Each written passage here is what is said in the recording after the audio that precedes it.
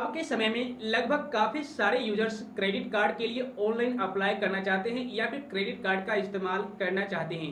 But सबसे बड़ा confusion मन में ये रहता है कि आखिर में कौन सा क्रेडिट कार्ड मेरे लिए बेस्ट रहेगा, किस क्रेडिट कार्ड के लिए ऑनलाइन अप्लाई करें।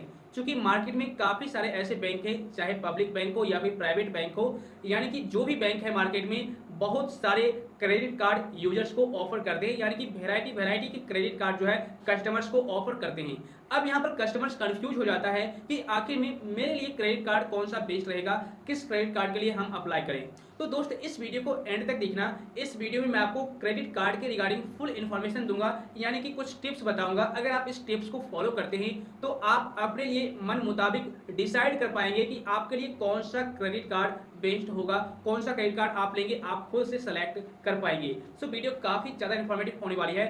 वीडियो को लाइक और शेयर जरूर कीजिएगा, और अगर आप इसी तरीके का इन्फॉर्मेटिव कंटेंट देखना पसंद करते हैं तो चैनल को सब्सक्राइब करके नोटिफिकेशन बेल को जरूर दबा दीजिएगा। तो चलिए शुरू करते हैं। यहाँ पर काफी सारे कस्टमर्स सबसे पहले एक बात को लेकर के कंफ्यूज हो जाते हैं कि आखिर में हम किस बैंक का क्रेडिट कार्ड लें। उसके बाद जब आप उस बैंक में जाते हो तो वहां पर तरह तरह के क्रेडिट कार्ड दिखाए जाते हैं, चाहे आप HDFC में जाओ या फिर SBI में जाओ या फिर एक्सिस बैंक में जाओ, कहीं पर भी जाओ यार, वहां पर आपको वैरायटी वैरायटी के क्रेडिट कार्ड दिखाए जाते हैं। अब वहां पर जाने के बाद भी कस्टमर कंफ्यूज हो जाता है कि हम किस तरह का क्रेडिट कार्ड ले, कौन सा क्रेडिट कार्ड ले जिससे कि मुझे काफी ज्यादा बेनिफिट होगा।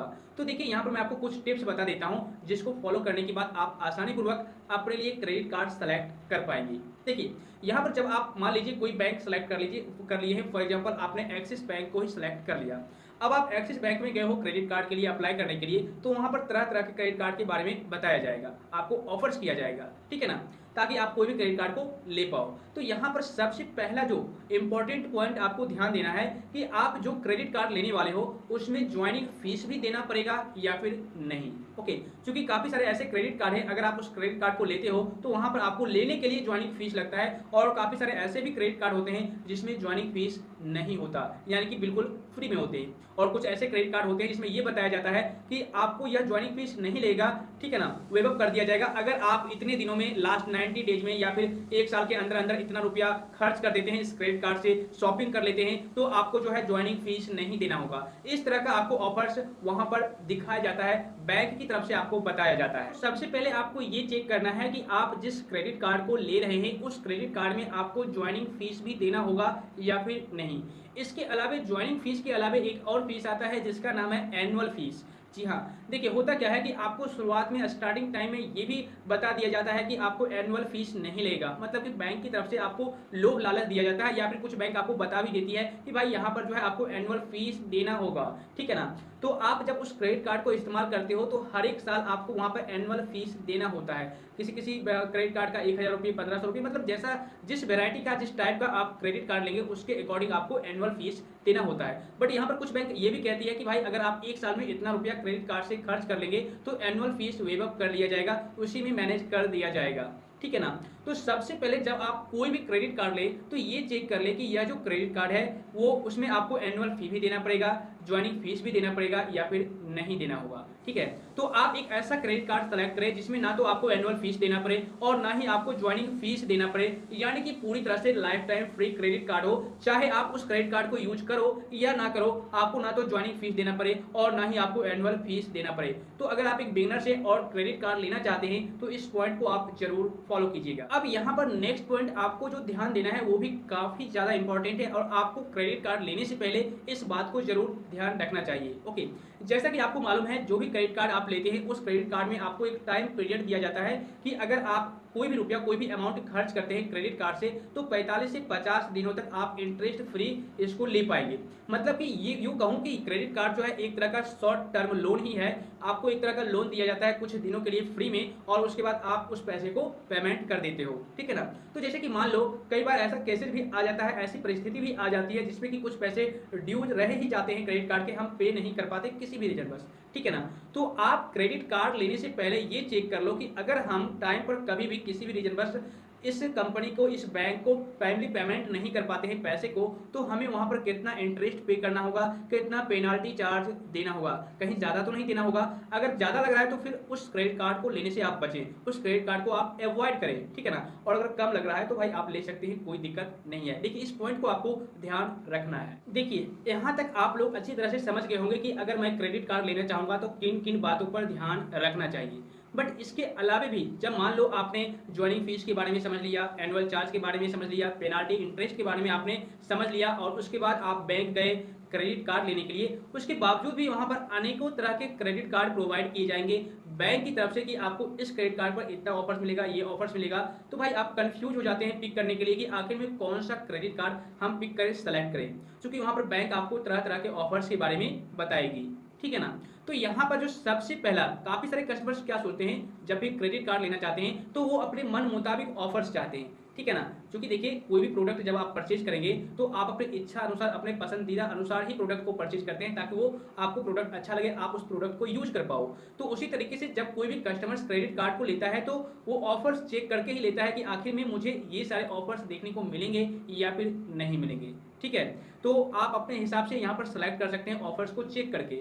अब यहाँ पर एक पॉइंट क्लियर कर दूं, जो भी बैंक आपको क्रेडिट कार्ड प्रोवाइड करती है, जो भी सर्विस प्रोवाइडर आपको क्रेडिट कार्ड प्रोवाइड करती है, तो तरह तरह के क्रेडिट कार्ड प्रोवाइड करते हैं, लेकिन सारा क्रेडिट कार्ड का अलग अलग अपना अपना ऑफर होता है, जो कि बैंक आपको क्लियर करके सही तरीके से नहीं बताती, ठीक है।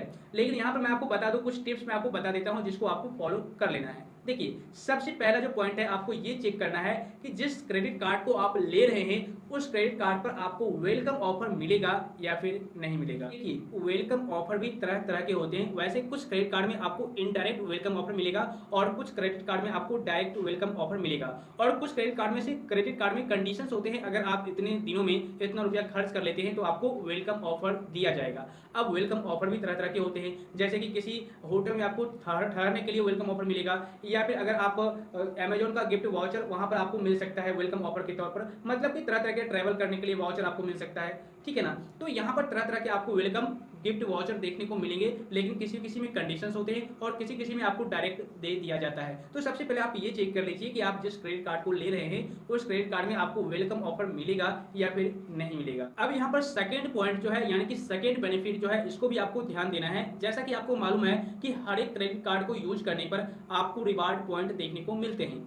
तो अगर आप क्रेडिट कार्ड लेना चाहते हैं तो सबसे पहले आपको ये ध्यान रखना है कि जिस क्रेडिट कार्ड को आप सेलेक्ट कर रहे हैं उस क्रेडिट कार्ड पर आपको यूज करने पर क्रेडिट रिवार्ड पॉइंट मिलेंगे या फिर नहीं मिलेंगे, और किन किन जगहों पर यूज करने पर कितना आपको रिवार्ड पॉइंट मिलेंगे, इन सारी बातों को आपको ध्यान में रखना है, तभी आप क्रेडिट कार्ड को सेलेक्ट करें। इसके अलावा नेक्स्ट पॉइंट और आपको ध्यान देना है, क्योंकि अगर आप एक क्रेडिट कार्ड लेते हैं तो आप ये सोच करके लेते हैं कि मुझे ज्यादा से ज्यादा बेनिफिट देखने को मिले। तो जब भी आप क्रेडिट कार्ड को पिक करें, सेलेक्ट करें, तो आप ये ध्यान दें कि इस क्रेडिट कार्ड से हमें किस किस ई कॉमर्स वेबसाइट पर मुझे ज्यादा डिस्काउंट, ज्यादा कैशबैक देखने को मिलेंगे, ठीक है ना। जैसे कि मान लो अगर आप अमेजोन से ज्यादा परचेज करते हैं या फिर फ्लिपकार्ट से ज्यादा परचेज करते हैं तो Flipkart axis bank credit card ले सकते हैं, अमेजन पे क्रेडिट कार्ड ले सकते हैं, ठीक है ना। तो वहां पर आपको कैशबैक, डिस्काउंट वगैरह ज्यादा देखने को मिलते हैं। तो आप ये चेक कर ले कि आपको कितना डिस्काउंट मिलेगा या फिर कितना आपको यहाँ पर ऑफर्स वगैरह देखने को मिलेगा, उसके बाद ही आप किसी भी क्रेडिट कार्ड को सेलेक्ट करें। इसके अलावा नेक्स्ट जो बेनिफिट है इसको भी आपको ध्यान देना है, क्योंकि काफी सारे लोग ट्रेवल करते हैं एयरपोर्ट से, हवाई जहाज से या फिर रेल से, ठीक है ना। तो यहाँ पर आप ये चेक कर लीजिए कि जिस क्रेडिट कार्ड को आप ले रहे हैं उस पर आपको लॉन्च एक्सेस फ्री में दिया जाएगा या फिर नहीं। जैसे कि मान लो अगर आप एयरपोर्ट पहुंचे हैं और अभी जो है एरोप्लेन जो है थोड़ा सा लेट है, 1-2 घंटे लेट है, तो आपको वहां पर फ्री में वाईफाई या फिर आपको वहां पर खाना वगैरह या फिर आपको वहां पर बैठने का, ठहरने का जो चार्ज है नहीं लगेगा, फ्री में आपको वहां पर दिया जाएगा। तो अगर आप क्रेडिट कार्ड लेना चाहते हैं तो आप चेक कर लीजिए कि इस क्रेडिट कार्ड पर एयरपोर्ट लॉन्च एक्सेस या फिर रेलवे लॉन्च एक्सेस आपको फ्री में मिल रहा है या फिर नहीं। अगर आप ट्रेवल करते हैं तो इस बात को आप जरूर ध्यान रखिए। इसके अलावा नेक्स्ट जो पॉइंट है ये ध्यान रखना है कि आपको किस किस क्रेडिट कार्ड पर डाइनिंग डिस्काउंट मिलेगा। यानी कि कुछ ऐसे रेस्टोरेंट होते हैं जहां पर अगर आप उस क्रेडिट कार्ड से पेमेंट करते हैं तो आपको अच्छा खासा डिस्काउंट देखने को मिल जाता है। तो आप ये चेक कर ले कि अगर हम इस क्रेडिट कार्ड को लेते हैं तो डाइनिंग पर हमें डिस्काउंट देखने को मिलेगा या फिर नहीं मिलेगा, उसके बाद ही आप क्रेडिट कार्ड को सेलेक्ट करें। नेक्स्ट जो बेनिफिट है ये ध्यान देना है, काफी सारे यूजर्स, लगभग अब सारे के सारे पीपल जो हैं वो अपने बाइक में या फिर अपने कार वगैरह में पेट्रोल डलवाते हैं, डीजल डलवाते हैं, तो क्रेडिट कार्ड से पेमेंट ही करते हैं। तो आप वहाँ पर ये चेक कर ले कि अगर मैं इस क्रेडिट कार्ड से पेमेंट करूँगा फ्यूल डलवाने के बाद, तो मुझे यहाँ पर कितने % का डिस्काउंट मिलेगा, ठीक है ना, ऑफर्स मिलेगा। तो आप चेक कर ले किसी किसी क्रेडिट कार्ड में ज़्यादा डिस्काउंट देखने को मिलता है और किसी किसी क्रेडिट कार्ड में आपको कम डिस्काउंट देखने को मिलता है। तो आप अपने मन मुताबिक वहाँ पर सेलेक्ट कर ले। अब नेक्स्ट जो बेनिफिट है ये ध्यान देना है, क्योंकि ये जो बेनिफिट है लगभग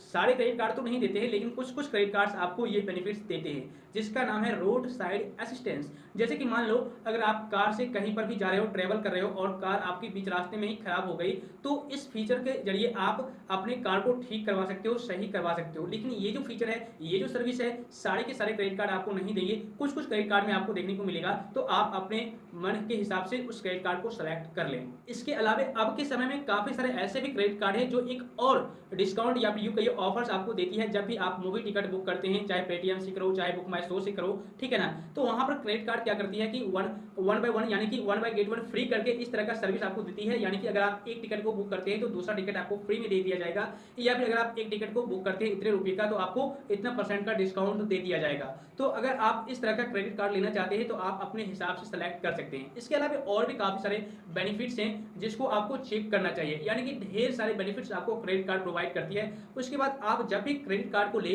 तो आप सारे के सारे बेनिफिट्स को, सारे के सारे टर्म्स एंड कंडीशंस को, प्राइवेसी पॉलिसी को एक बार रीड कर लें कि आखिर में इस क्रेडिट कार्ड में आपको क्या क्या करना होगा, क्या नहीं करना होगा। उसके बाद ही आप किसी क्रेडिट कार्ड को सेलेक्ट करें। अब देखिए यहाँ पर मैं आपको लास्ट में एक पॉइंट और क्लियर करना चाहूंगा, और इस पॉइंट को अगर आप ध्यान में रखते हैं तो आप अपने लिए बेस्ट क्रेडिट कार्ड चूज कर पाएंगे। देखिए कुछ क्रेडिट कार्ड ऐसे हैं जिसमें आपको लगभग सारे के सारे ऑफर्स, सारे के सारे डिस्काउंट देखने को मिलते हैं, और कुछ क्रेडिट कार्ड ऐसे हैं जिसमें आपको उतने ज्यादा ऑफर्स देखने को नहीं मिलते हैं। लेकिन आपको सबसे बेस्ट क्रेडिट कार्ड कैसे चूज करना है, इस बात को आप ध्यान में रखिए। जैसे कि मान लो 2 क्रेडिट कार्ड है, एक में तो आपको फ्यूल पर भी डिस्काउंट मिल रहा है, मूवी टिकट पर भी डिस्काउंट मिल रहा है, लेकिन आपको एयरपोर्ट लॉन्च एक्सेस या फिर आपको यहाँ पर रेलवे लॉन्च एक्सेस फ्री में नहीं मिल रहा। लेकिन एक क्रेडिट कार्ड ऐसा है जिसमें आपको एयरपोर्ट लॉन्च एक्सेस और यहाँ पर रेलवे लॉन्च एक्सेस आपको बिल्कुल फ्री में मिल रहा है, लेकिन यहाँ पर फ्यूल पर आपको डिस्काउंट नहीं मिल रहा है। तो उस सिचुएशन में आप क्या करेंगे, तो यहाँ पर आपको एक पॉइंट ध्यान देना है कि आप जो क्रेडिट कार्ड ले रहे हैं उसमें जितने भी बेनिफिट्स आपको मिल रहे हैं, क्या आप उन सारे बेनिफिट्स का लाभ ले सकते हैं, क्या वो सारे के सारे बेनिफिट्स आपके काम में आ सकते हैं या फिर नहीं।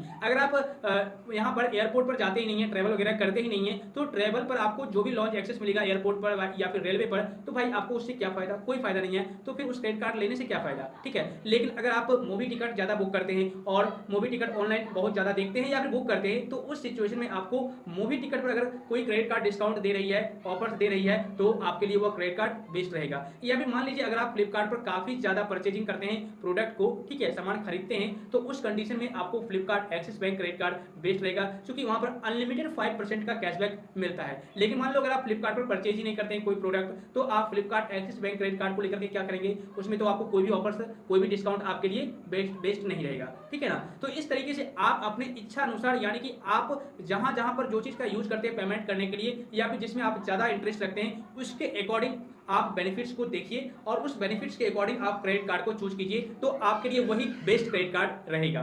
दोस्त मुझे उम्मीद है अब आप लोग अच्छी तरह से समझ गए होंगे। इस वीडियो को देखने के बाद अब आप एक बेस्ट क्रेडिट कार्ड को चूज कर पाएंगे। इसके बावजूद भी अगर आपको किसी प्रकार की परेशानी है तो आप मुझे नीचे कमेंट कर दीजिए।